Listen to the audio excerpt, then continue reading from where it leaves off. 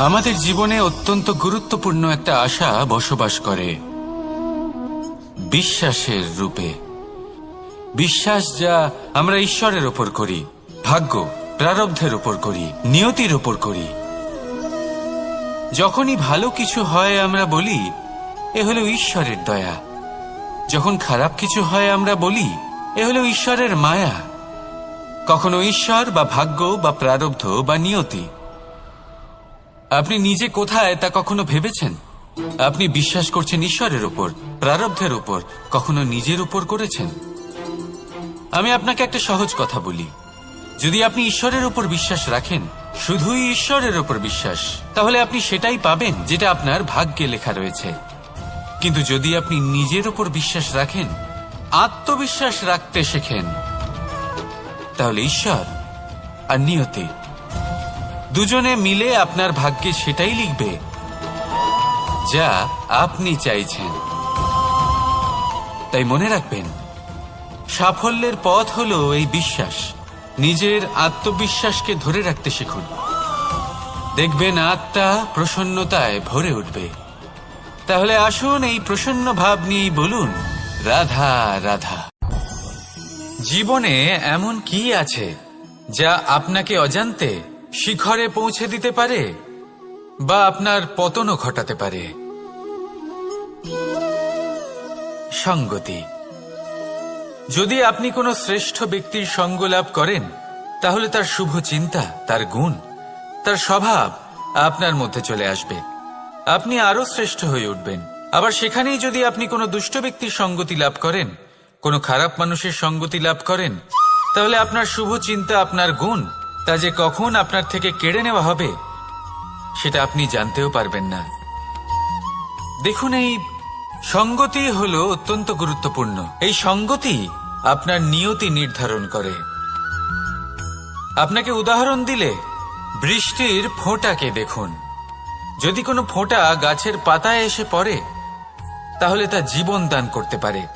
যদি এমন কোনো ফোঁটা সাপের মুখে এসে পড়ে, তাহলে তা বিষে পরিণত হয়। যেমন সঙ্গ তেমন নিয়তি। এবার দুর্ভাগ্যের বিষয় হলো এটাই যে বর্ষার ফোঁটা নির্ধারণ করতে পারে না সে কোথায় পড়তে চায়। তার নির্বাচনের ক্ষমতা নেই। কিন্তু আপনি, আপনার কাছে তো বিবেক আছে, আপনি ভাবতে পারেন, চিন্তা করতে পারেন। তাহলে আপনি ভাবুন, আপনি কি এমন সঙ্গ চান যা শ্রেষ্ঠ, নাকি এমন সঙ্গ চান যা অশুভ? নির্বাচন আপনারই। শ্রেষ্ঠ সঙ্গ বাছুন আর আমার সাথে ভালোবেসে বলুন, রাধা রাধা। আপনি কি জানেন আপনার জীবনে আপনার আসল জীবনসাথী কে হন? মাতা পিতা, ভাই বোন, স্বামী স্ত্রী? না, আপনার আসল জীবনসাথী হল আপনার শরীর। সেই শরীর যার দিকে আপনি কখনো নজরই দেন না, ঠিক কিনা? এবার যে মানুষ এই রহস্য বুঝতে পারেন, তার জীবন এমনি শুভ হয়ে যায়। আপনি নিজেই দেখুন না, সে সংসারের মঙ্গলই করা হোক বা সত্যের রক্ষা করা হোক, তা সে শত্রুর সাথে যুদ্ধ করা হোক বা মিত্রকে রক্ষা করা হোক, এই শরীরই তো কাজে আসে। তপস্যাতে, বলিদানে, পরিশ্রমে এই শরীরই হলো আধার, ঠিক কিনা? তাই আমাদের কর্তব্য হলো যে আমরা যেন নিজের শরীরের যত্ন নিই। আমরা কি খাই, আমাদের কি খাওয়া উচিত, এটা যেন বুঝি। কোনটা সুপাচ্য আর কোনটা নয়, এটা যেন বুঝি। কারণ যেমন হবে অন্ন, মনও তেমনই হবে। যত ভালো অন্ন তত ভালো মন। আর সুস্থ শরীর হলো সুস্থ মনের আধার, এ কথা অবশ্যই মনে রাখবেন। আর যদি মন সুস্থ থাকে, তাহলে সকল শুভ উদ্দেশ্য পূর্ণ হবে। তাহলে আসুন আর আমার সাথে ভালোবেসে বলুন, রাধা রাধা। কথায় আছে যে দৃষ্টি অত্যন্ত কঠোর হয়, অত্যন্ত শক্তিশালীও হয়। কথায় আছে যে কারোর উপর যদি কুদৃষ্টি পড়ে, তাহলে তার বিনাশ কেউ আটকাতে পারে না। এই যে কুদৃষ্টি, এর উপাচারও আমাদের কাছে রয়েছে। যখন আমরা বাড়ি নির্মাণ করি, তখন একটা কালো মুখোশ লাগাই, যাকে রক্ষা কবচ মনে করা হয়। কুদৃষ্টি থেকে বাঁচার জন্য। যখনই কোনো বাচ্চা বাইরে যায় তখন তার মাথায় আমরা একটা কাজলের টিপ পরিয়ে দিই, কুদৃষ্টি থেকে বাঁচার জন্য। অর্থাৎ এই সংসারে কুদৃষ্টি থেকে বাঁচার উপাচার রয়েছে। উপাচার যদি কিছু না থেকে থাকে তাহলে তা হলো দৃষ্টিভঙ্গির। যদি আপনার দৃষ্টিভঙ্গি অনুচিত হয় তাহলে আপনার পতন কেউ আটকাতে পারবে না। না পারবে কালো মুখোশ, না কালো টিপ, না স্বয়ং ঈশ্বর। সেই জন্য নিজের দৃষ্টিভঙ্গি শুভ করে তুলুন, সবকিছু শুভই হবে। আসুন আমার সাথে ভালোবেসে বলুন, রাধা রাধা। কথায় আছে যে জীবনের আধার হলো সম্পর্ক, প্রসন্নতারও এবং ঈশ্বরের সাথে দেখা পাওয়ারও। এবার এই সম্পর্কের আধার আসলে কি? সেবা না, বোঝাপড়া না, অপেক্ষা না। এই সম্পর্কের আধার হলো বিশ্বাস। যদি বিশ্বাস ভেঙে যায় তাহলে জেনে রাখবেন যে সম্পর্করূপী এই ভবন এর ভিতই ভেঙে গেল। আর যদি ভিত ভেঙে যায় তাহলে সেখানে অন্য কোনো ভবন নির্মাণ সম্ভব নয়, সম্ভবই নয়। এই সমস্ত সম্পর্কের বিশ্ব বিশ্বাসে বসবাস করে। এই বিশ্বাস হলো অত্যন্ত গুরুত্বপূর্ণ। এই বিশ্বাসের জোরেই আমি আর রাধা কোনো সাংসারিক বন্ধনে আবদ্ধ না হয়েও এক অত্যন্ত দৈব অলৌকিক বন্ধনে আবদ্ধ। এই হলো বিশ্বাস যার দ্বারা 11 অক্ষৌহিনী সেনার সামনে অর্জুন দাঁড়িয়েছিল এবং জয়ী হয়েছিল। এই বিশ্বাস হলো অত্যন্ত গুরুত্বপূর্ণ, তাই বিশ্বাস করতে শিখুন, বিশ্বাস দিতে শিখুন, বিশ্বাস পালন করতে শিখুন। আর আমার সাথে ভালোবেসে বলুন, রাধা রাধা।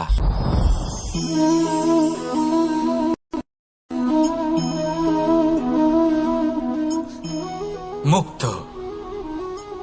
এই মুক্তই সবাইকে মোহিত করে দেয়, নিজের দিকে আকর্ষিত করে।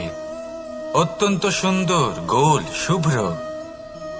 মুক্ত দ্বারা নির্মিত আভূষণ, তা হয়তো সে মুকুটই হোক বা কোনো স্ত্রীর অলংকার, তাকে আরো সুন্দর করে তোলে, তাকে আরো সুন্দর দেখতে লাগে। এবার এই মুক্তকে এত সুন্দর দেখার জন্য কত কষ্ট সহ্য করতে হয় তা কি কখনো আপনি ভেবেছেন? এই মুক্ত ঝিনুক থেকে বের করা হয়, ঝিনুক যা কিনা সমুদ্রের তলদেশে থাকে। ওকে কত কষ্ট সহ্য করতে হয়, জলের চাপ সহ্য করতে হয়, সমুদ্রের স্রোত সহ্য করতে হয়। এই ঝিনুককে এত কষ্ট সহ্য করতে হয়, এই মুক্তকে এত কষ্ট সহ্য করতে হয়, তারপরে এর রূপ এত সুন্দর হয়। যদি আপনিও আপনার পরিশ্রমের সৌন্দর্য, নিজের পরাক্রমের সৌন্দর্য এই সংসারে প্রকাশিত করতে চান তাহলে আপনাকেও কষ্ট সহ্য করতেই হবে। তাই জীবনে যখনই সংকট আসবে, বিপদ আসবে, সমস্যা আসবে, তখন একে সুযোগ হিসেবে গ্রহণ করুন। কারণ এই বিপদের সাথেই লড়াই করে আপনি মুক্তর মতোই পরিশুদ্ধ হয়ে উঠবেন। তাহলে আসুন আর আমার সাথে ভালোবেসে বলুন, রাধা রাধা। এই সংসার অত্যন্ত বিচিত্র এক স্থান। এ সত্য খুঁজতে থাকে, আর সত্য খুঁজে পেলেই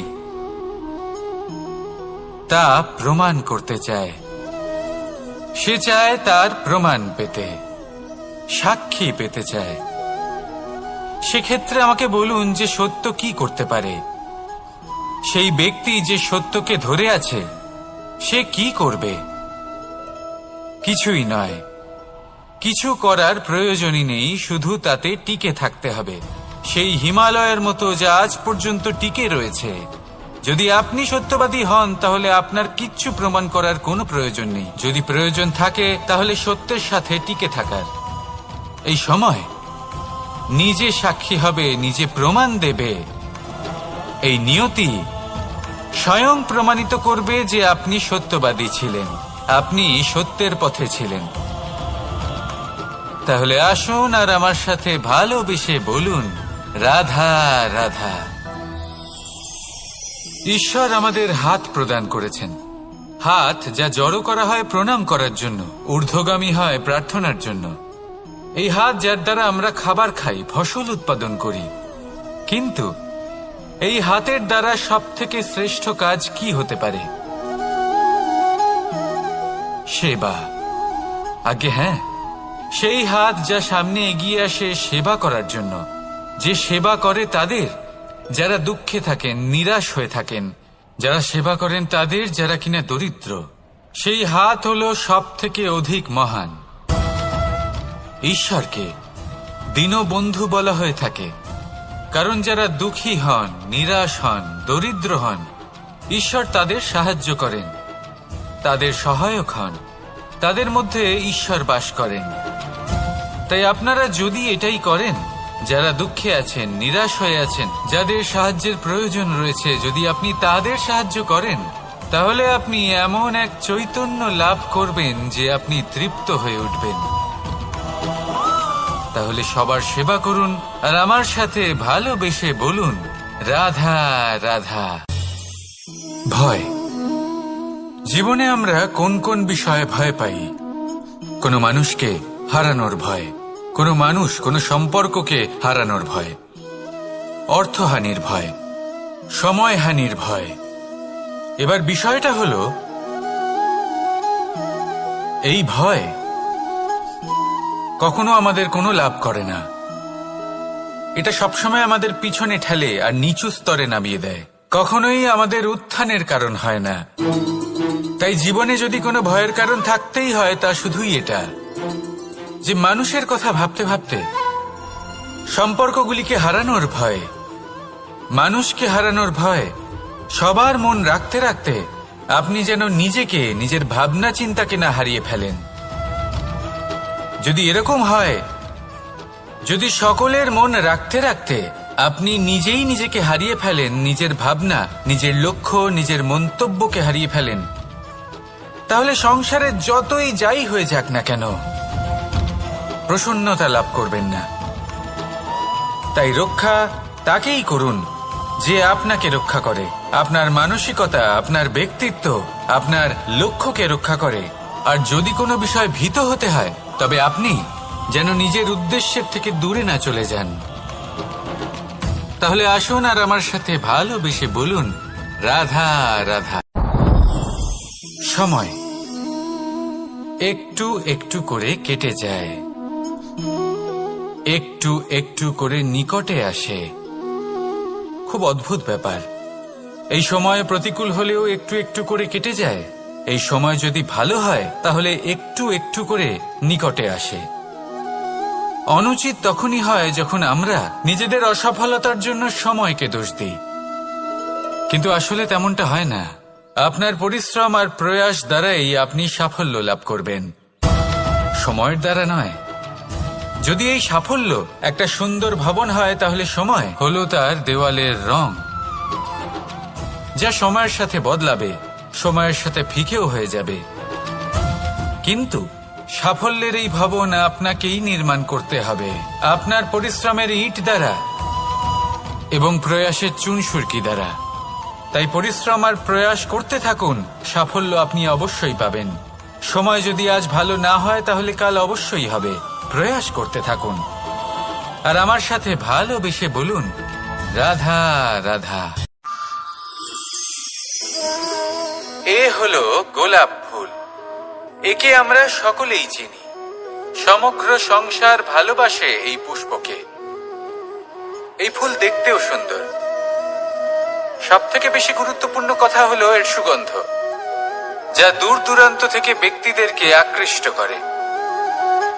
এই সুন্দর পুষ্প একটু মন দিয়ে দেখলেই দেখা যায় এর নিচে কাঁটা রয়েছে। এই সংসার বলে, এ প্রকৃতির কেমন রচনা, এত কোমল পুষ্প, এটা কি তীক্ষ্ণ কাঁটা সহ প্রস্ফুটিত হয়? এটাই হলো জীবনের সত্য। আমাদের অন্তরের সদ্গুণ, সেগুলিও এই ফুলের মতোই সুন্দর। সংসার এর সৌন্দর্য দেখতে পায়, এর সুগন্ধ চতুর্দিকে ছড়িয়ে পড়ে। কিন্তু এই সদ্গুণ জাগ্রত করে তোলার জন্য কঠোর পরিশ্রম করতে হয়, প্রতিনিয়ত চেষ্টা করে যেতে হয়। তাই জন্য যদি আপনি জানেন আপনার পথ উচিত, কিন্তু তা কাঁটায় পরিপূর্ণ, তাহলে থামবেন না, চলতে থাকুন। একবার যদি অন্তরের সদ্গুণ জাগ্রত হয়, তাহলে এই সংসার এর সৌন্দর্য দেখবে, আর সুগন্ধে আকর্ষিত হয়ে আপনার কাছে আসবে। এই মন, এই জীবন প্রসন্ন হয়ে বলবে, রাধা রাধা।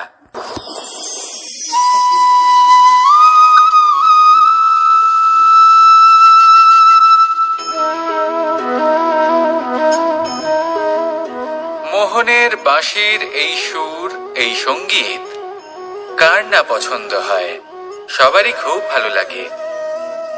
এবার এই সুর আসে কোথা থেকে? কেউ বলবেন কৃষ্ণের হৃদয় থেকে। সত্য কথা, এই সুর হৃদয় থেকে নির্গত হয় এবং প্রকট হয় এই বাঁশি থেকে।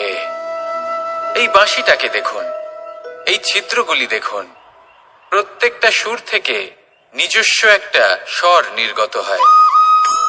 এবার যে ব্যক্তি এই সমস্ত সুর এবং স্বর বুঝতে পারেন, এতে নিপুণ, তিনি এই বাঁশির দ্বারা যে সুর নির্গত করবেন তা তো মধুর অবশ্যই হবে।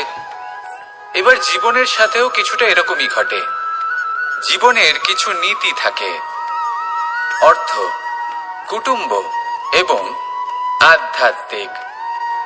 যদি জীবনের প্রত্যেকটা মুহূর্ত সুখময় হয় এরকম আপনি চান, তাহলে এই তিনটি নীতিতে আপনাকে নিপুণ হতে হবে। কোনো একটি বিশেষ নীতির প্রতি যদি আপনি বেশি ঝুঁকে পড়েন, তাহলে বাকি দুই নীতি থেকে যা সুখ লাভ করা সম্ভব তা পারবেন না। ধন অর্জন করতে হবে পরিবারের জন্য, পরিবারের সুখ মনের শান্তির জন্য, মনে শান্তির প্রয়োজন মনের শুদ্ধতার জন্য। যখন এই মন শুদ্ধ হবে, জীবন শুদ্ধ হবে, পবিত্র হবে, সুন্দর হবে এবং ভালোবেসে বলবে, রাধা রাধা। যত শক্তিশালী এই মন, তত শক্তিশালী এই শরীরও। এই যে আমাদের শরীর, এটা আসলে কি? এ হলো একটা রথের মতো। আর একটা রথ ততক্ষণ চলতে পারবে না যতক্ষণ না তাকে কোনো সারথি চালাবে। এই মন হলো শরীরের সারথি। এবার ভাবুন, যদি এই সারথি শক্তিহীন হয়, দুর্বল হয়, তাহলে এই রথের কি হবে? এটা উচিত পথে চলতে পারবে না, উচিত গতিতে চলতে পারবে না, মন মতো স্থানে এটা পৌঁছতেও পারবে না। সেই জন্য মনের শক্তি অত্যন্ত প্রয়োজনীয়। এবার মনের শক্তি আমরা কোথা থেকে লাভ করি? দৃঢ়তার শক্তি থেকে। এবার এই শক্তি আমরা কিভাবে বাড়াতে পারি? আমরা প্রতিদিন কিছু নতুন স্থির করি, কিছু ছোট কিছু বড়। আর যেই আমরা নতুন কিছু পূর্ণ করি, আমাদের মনের শক্তি বেড়ে যায়। আর যদি পূর্ণ না করতে পারি, মনের শক্তি কমে যায়। একটা দেওয়ালের মতো ছোট ছোট ছোট ছোট শিলা আমরা একটার পর একটা স্থাপন করে একটা দেওয়াল তৈরি করি। এতগুলো পাথর যখন একত্রিত হয়ে যায়, তখন এমন এক দেওয়াল তৈরি হয় যাকে ভাঙা প্রায় অসম্ভব হয়ে দাঁড়ায়। সেরকমই হয় মন এবং দৃঢ়তা। ছোট ছোট কাজ করে নিজের লক্ষ্য পূর্ণ করুন। এই লক্ষ্য যদি পূর্ণ হয়, তবে মনের শক্তি বাড়বে। কিছুটা এইভাবে যে যত বড়ই বিপদ আসুক না কেন, সেই বিপদ নিজে হার মেনে নেবে, কিন্তু আপনার মন ততটাই শক্তিশালী থাকবে। তাই মনের শক্তি বাড়াতে থাকুন, যাতে আপনি উচিত পথে চলতে পারেন, উচিত গতিতে চলেন আর মনোবাঞ্ছিত স্থানে পৌঁছতে পারেন। তবেই এই মন প্রসন্ন হয়ে বলবে, রাধা রাধা। ওমা, এ কি? আমি কখন থেকে এখানে অপেক্ষা করছি, হাত পেতে দাঁড়িয়ে রয়েছি যাতে একটা ফল আমার হাতে এসে পড়ে এবং সেটা আমি খেতে পারি। কখন থেকে অপেক্ষা করছি, কিন্তু সেটা হচ্ছেই না। এবার আপনি বলবেন যে এসব কি বলছি, এ কি অদ্ভুত কথা বলছি। যদি ফল খেতে হয় তাহলে আমাকে বৃক্ষে চড়তে হবে, ফলের কাছে পৌঁছতে হবে, তবেই তো ফল পাবো। এবারে এটা অত্যন্ত সহজ ব্যাপার, কিন্তু এই বিষয়টা আপনি নিজের জীবনের প্রসঙ্গে ভেবে দেখুন। লক্ষ্য কোথায় আছে আপনি জানেন, সেই লক্ষ্যে পৌঁছানোর পথ কি সেটাও আপনি জানেন, সেই পথে চলার ক্ষমতাও আপনার রয়েছে, কিন্তু তাও আপনি নিজের লক্ষ্য লাভ করতে পারছেন না। কেন? কারণ আপনি অপেক্ষা করছেন যে লক্ষ্য আপনার সামনে চলে আসবে, কিন্তু তা হয় না। লক্ষ্য সে যাই হোক না কেন, ধন হোক, প্রেম হোক, কোনো সম্মান হোক বা মোক্ষ হোক, যদি আপনি তার দিকে অগ্রসর না হন, তাহলে ফল প্রাপ্তি অসম্ভব ব্যাপার, তা কোনোদিনই হবে না। সেই জন্য আপনার চোখের সামনে আপনি যদি নিজের লক্ষ্যকে দেখতে পান, তাহলে উঠুন এবং সেই দিকে অগ্রসর হতে শুরু করুন। নিজের অন্তরের সকল অশুভ গুণ দূর করুন, অলসতা ত্যাগ করুন, অজ্ঞানতা ত্যাগ করে দিন এবং চলতে থাকুন।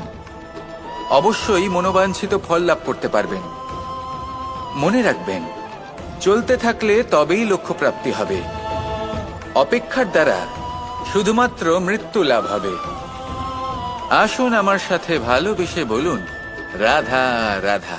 প্রত্যেক প্রাণী ভালোভাবে জীবন যাপন করতে চান, এটা তাদের স্বভাবে আছে এবং ভাবাটা অনুচিত নয়। কিন্তু একটা ভালো জীবনের গুরুত্বপূর্ণ অংশ কোনটা? বসবাসের স্থান, সেই স্থান যেখানে আমরা জীবন অতিবাহিত করি। এবার মানুষ ভাবতে পারেন যে একটা ভালো বাসস্থানের অর্থ কি? সেই স্থান যেখানে সহজে জল পাওয়া যায়, যেখানে শুদ্ধ বায়ু পাওয়া যায়, যেখানে আনাজ উৎপন্ন হয়।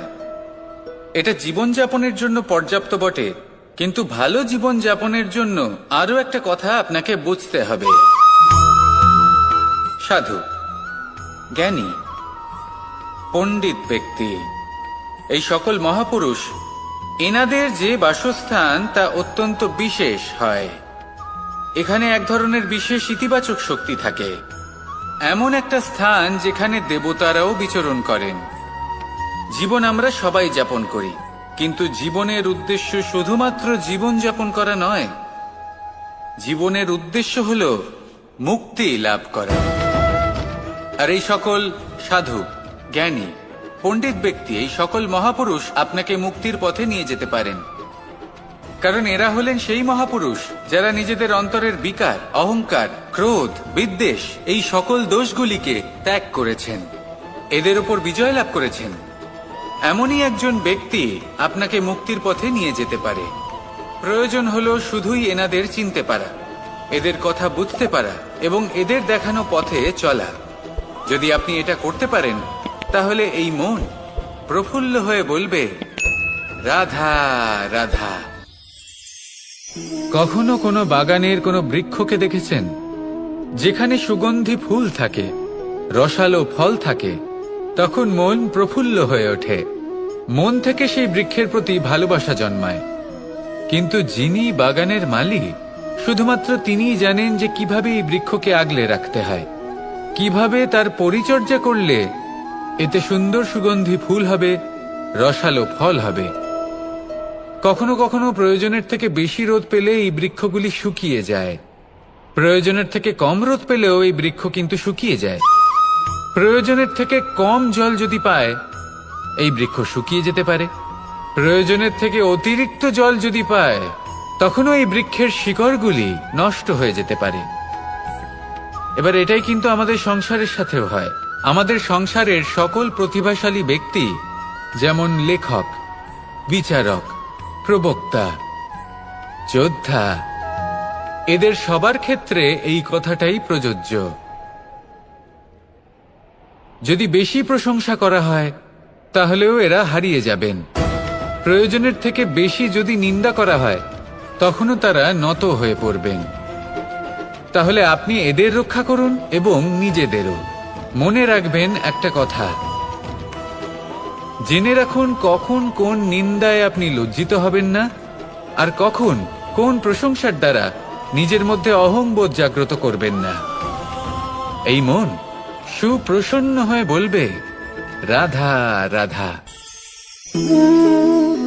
জল, এ হলো জীবনের আধার পঞ্চতত্ত্বের মধ্যে একটি, আর অত্যন্ত বিশেষ। এর থেকে অনেক বড় শিক্ষা পাওয়া যায়। এই জল, গন্তব্যের বিষয়ে এর স্পষ্ট ধারণা আছে। ও জানে ওর লক্ষ্য কি, আর প্রয়াস করে ততদূর সে পৌঁছেও যায়। এটি পর্বত থেকে বয়ে নিচে নেমে আসে, নদীর সাথে সমাহিত হয়ে তার সাথে বয়ে চলে, চিরসবুজ বনানী গড়ে তোলে, প্রাণীদের তৃষ্ণা নিবারণ করে, সামনে এগিয়ে চলে, মানুষের সাথে মিলিত হয়। যারা একে বাঁধের মধ্যে বেঁধে রাখতে চেষ্টা করে, সে বন্দি দশাতেও থেকে যায়, মানুষের কল্যাণ করে। তারপর বাঁধ থেকে মুক্তি পেয়ে এগিয়ে চলে, কোথাও ধাক্কা খায়, কোথাও বাধা পড়ে, কোথাও যদি পথ খুঁজে না পায় তাহলে পথ খুঁজেই নেয়, আর যেখানে পথ থাকে না সেখানে পথ বানিয়ে নেয়, আর শেষ পর্যন্ত নিজের লক্ষ্যে পৌঁছেই যায়, অর্থাৎ সমুদ্রে গিয়ে সমাহিত হয়ে যায়। আমাদেরও কিছুটা এরকমই হয়ে উঠতে হবে। যেখানেই যাবেন সকলের কল্যাণ করুন, সামনে এগোন। আপনি কোথাও পড়ে গেলে, ধাক্কা খেলে আঘাত লাগবেই, উত্থান পতন লেগেই থাকে। সামনে এগোতে থাকুন। কোথাও পথ না পেলে তা খুঁজে নিন, কোথাও পথ না থাকলে তা বানিয়ে নিন। নিজের গন্তব্যের কথা সব সময় মনে রাখুন। শেষ পর্যন্ত নিজের মোক্ষ লাভ আপনি অবশ্যই করবেন। আর আমার সাথে ভালোবেসে বলুন, রাধা রাধা। জীবনের প্রত্যেক মুহূর্ত আমাদের কিছু না কিছু শিক্ষা দেয়, নির্ভর করছে আমাদের দৃষ্টিভঙ্গির উপর। যেমন নদী হলো আমার অত্যন্ত প্রিয়। নদীতে ভ্রমণ করতে আমার খুব ভালো লাগে। কি বলেন? নদীতে সবসময় নতুন কিছু থাকে, ও পুরনো কিছুই নিয়ে বসে থাকে না। সব সময় প্রবাহমান, কখনো থামে না। ততক্ষণ থামে না যতক্ষণ না সাগরে গিয়ে সমাহিত হচ্ছে। ঠিক এইভাবেই আমাদেরও উচিত নিজের জীবন অতিবাহিত করা, নদীর মতো। প্রত্যেক মুহূর্ত নতুন, তাই সেইভাবেই জীবন যাপন করুন। পুরনো কিছুই একত্রিত করে রাখবেন না, বিগত স্মৃতির মাঝে নিজেকে হারিয়ে ফেলবেন না। এই যে বর্তমান, এই যে মুহূর্ত, সেটাই হলো সর্বশ্রেষ্ঠ। এর মাঝেই জীবন যাপন করুন। নদীর মতো প্রবাহমান হতে শিখুন। আপনি শিখে গেলে তাহলে মনে রাখবেন, আমার আপনার মাঝে বিচরণ করতে বড়ই ভালো লাগবে। যে ব্যক্তি আনন্দের সাথে জীবনের প্রত্যেকটা মুহূর্ত অতিবাহিত করে কোনো চিন্তা ছাড়াই, প্রবাহমান হয়, কখনোই থামে না, যতক্ষণ না মুক্তি লাভ করছেন, এমন ব্যক্তির মধ্যেই রাধাকৃষ্ণ বসবাস করেন। তাহলে আসুন আমার সাথে ভালোবেসে বলুন, রাধা রাধা। সূর্যের প্রকাশ অন্ধকারকে দূর করে দেওয়া সেই মহানায়ক। এই সূর্যের প্রকাশ যখন পৃথিবীতে এসে পৌঁছয়, কি হয়? এই পৃথিবী জেগে ওঠে, প্রত্যেক প্রাণী জেগে ওঠে, মানুষ জেগে ওঠে, নিজের কর্ম করেন, জীবন যাপন করেন। এই ঘুমের মৃতপ্রায় স্থিতি কাটিয়ে উঠে জীবন যাপন করতে শেখেন। এটাই হলো প্রভাব সূর্যের প্রকাশের। এবার এই প্রকাশ যে সূর্যের থেকে পাই, তিনি কি করেন? তিনি নিজেকে জ্বালান আমাদের জীবন প্রদান করার জন্য। প্রত্যেকটা মুহূর্ত তিনি তাপ সহ্য করেন, আমরা যাতে সেই প্রকাশ লাভ করি। এটাই হলো জীবনের সারমর্ম। যদি আপনিও এই সংসারে প্রকাশ ছড়িয়ে দিতে চান, তাহলে আপনাকেও তপ্ত হতে হবে, নিজে জ্বলতে হবে, সেই কর্ম করতে হবে যেটা কঠিন হতে পারে কিন্তু আসলে শ্রেষ্ঠ। তবেই এই সংসারের সেবা করতে পারবেন, সংসারকে পথ দেখাতে পারবেন। নিজের অন্তরের প্রকাশ জাগ্রত করুন, তবেই সেই সকল ব্যক্তি যারা পাপের অন্ধকারে নিমজ্জিত হয়ে আছেন, তারা জাগ্রত হবেন। সেই সকল ব্যক্তিকে জাগিয়ে তুলুন, প্রেরিত করে তুলুন সুখী হওয়ার জন্য যারা সুখী হতে পারছেন না। সেই সকলকে প্রেরিত করুন সাফল্য লাভের যারা সফল হতে পারছেন না। নিজের অন্তরের সূর্যকে জাগ্রত করুন, চারিদিকে শুধু প্রকাশই প্রকাশ হবে, জীবনই জীবন থাকবে, আনন্দই আনন্দ থাকবে, আর এই মন বারবার প্রসন্ন চিত্তে বলে উঠবে, রাধা রাধা। আজ আমরা দুই ধরনের ব্যক্তির বিষয়ে কথা বলবো। প্রথম জন হলেন যে প্রয়োজনের থেকে অনেক বেশি পরিমাণ ধন উপার্জন করে থাকেন।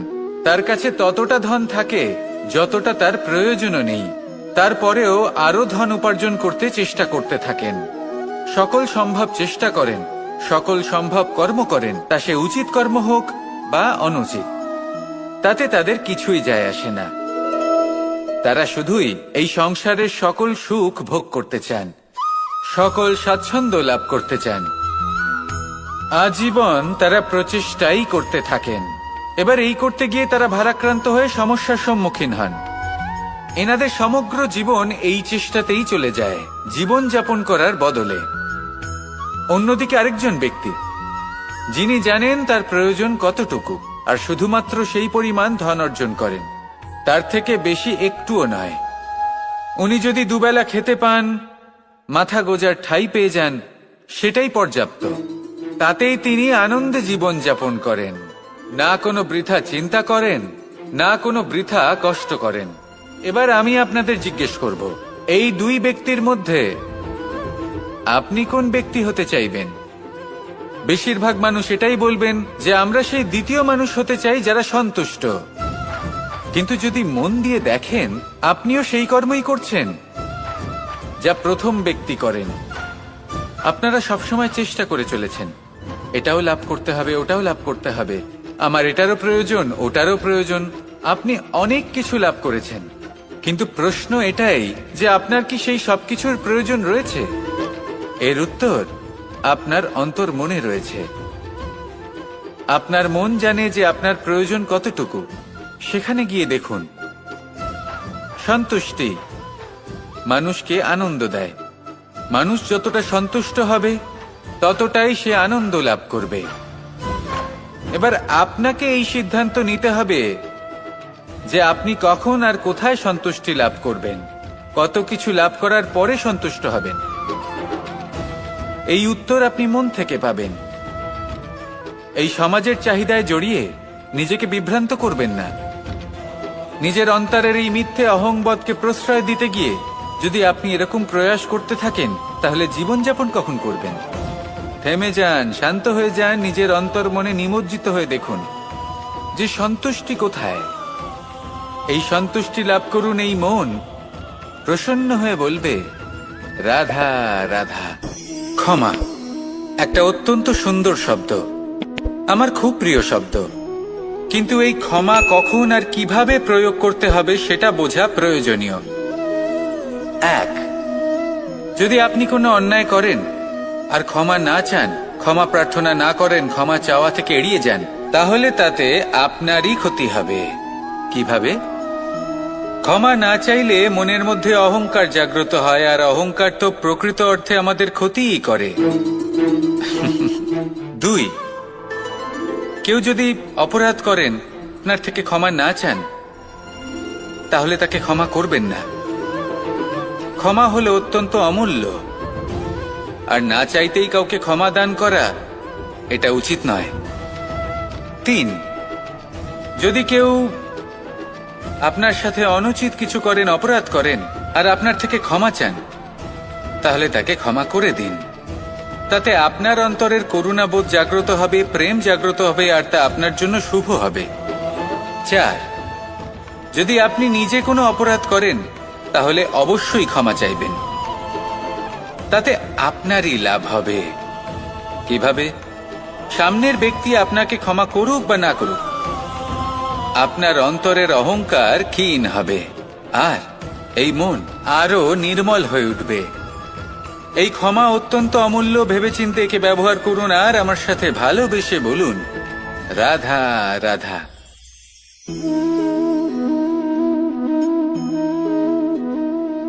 ভোজনের দ্বারাই শরীর পুষ্টি লাভ করে। ছোটবেলা থেকে আজ পর্যন্ত যাই আপনার ভোজন হয়ে থাকুক, যাই আপনার আহার হয়ে থাকুক, সেই অনুসারেই আপনার শরীর গঠিত হয়েছে। এই ভোজন অত্যন্ত গুরুত্বপূর্ণ, সেজন্য এর প্রত্যেক অংশকে বোঝা খুব আবশ্যক। প্রথম অংশ, যে আমরা কি গ্রহণ করছি, এই ভোজন কোন স্থান থেকে আসছে সেটা বুঝুন। দ্বিতীয় অংশ, ভোজন কে বানাচ্ছেন। এই ভোজন সর্বশ্রেষ্ঠ তখনই হয় যখন মাতার হাতে তৈরি করা ভোজন হয়। কিন্তু যদি মাতার তৈরি করা ভোজন আপনি প্রাপ্ত নাও করতে পারেন, তাহলে সেই ব্যক্তির ভোজন তৈরি করা উচিত যিনি সাত্ত্বিক। তৃতীয় অংশ, কোন স্থানে আপনি ভোজন গ্রহণ করছেন। যে স্থানে আপনি ভোজন গ্রহণ করছেন তা সাত্ত্বিক হওয়া উচিত। তাহলে অত্যন্ত গুরুত্বপূর্ণ। এবং চতুর্থ সবথেকে গুরুত্বপূর্ণ অংশ, তা হলো এই ভোজন আপনি যার দ্বারা প্রাপ্ত করেছেন, যেখান থেকে প্রাপ্ত করেছেন, যে স্থানে বসে আপনি ভোজন গ্রহণ করছেন, তার প্রতি কৃতজ্ঞতা প্রকাশ করুন এবং ভোজন পূর্ণরূপে সমাপ্ত করুন। তবেই এই ভোজন আপনাকে সুখী জীবন দান করবে, সুস্থ শরীর দেবে, আর এই মন তা সুপ্রসন্ন হয়ে বলবে, রাধা রাধা। আমি এখানে একা এই বনে বসে আছি, বাঁশি বাজাচ্ছি। কার জন্য? কে আছেন এখানে? কেউ নেই। আমার প্রজা, আমার রাজ্য, আমার পরিবার আমার থেকে অনেক দূরে আছেন। আমি এখানে একা এই বনে বসে এই আকাশের এই রঙের, গাছের এই সব ফলের, মাটির সুবাসের আনন্দ উপভোগ করছি। কেন? আমি হলাম দ্বারকাধীশ। এমন কি রাজকীয় বা ভৌতিক সুখ রয়েছে যে আমি ওখানে পেতে পারি না?